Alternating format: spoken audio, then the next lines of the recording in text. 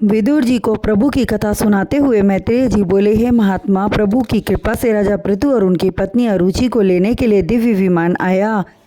उस पर सवार होकर जिस समय वे वैकुंठ जा रहे थे, देवता लोग उन्हें देखकर कहने लगे कि आज तक ऐसा प्रतापी शूरवीर एवं धर्मात्मा राजा ने पृथ्वी पर जन्म नहीं लिया था। राजा पृथु ने पृथ्वी पर इस तरह धर्म का प्रचार किया कि सातों द्वीपों पर हरि भक्त हो गए।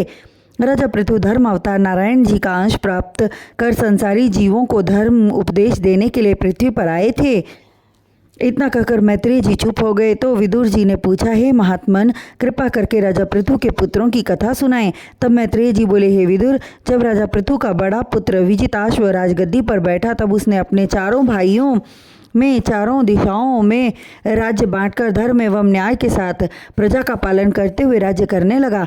राजा परीक्षित को गंगा तट पर बैठाकर हरि कथा सुना रहे श्री सुखदेव जी ने कहा, हे राजन, एक बार ऋषि वशिष्ठ ने 3 अग्नियों को श्राप दिया था कि तुम जाकर मृत्युलोक में जन्म लो।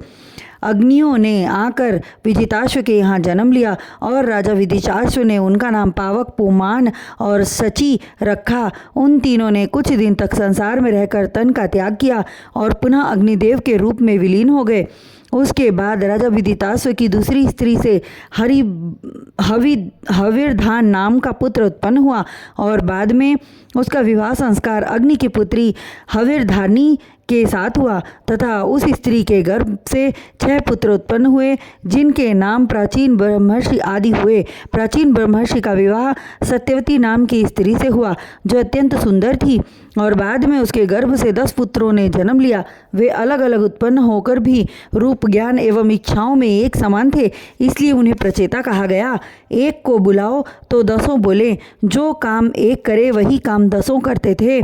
एक के बीमार होने पर 10 बीमार हो जाते थे। उनके कर्म, प्रारब्ध, बुद्धि एवं मृत्यु एक समान थी। उन्होंने पिता की आज्ञा अनुसार 10 वर्ष तक कठिन तपस्या की।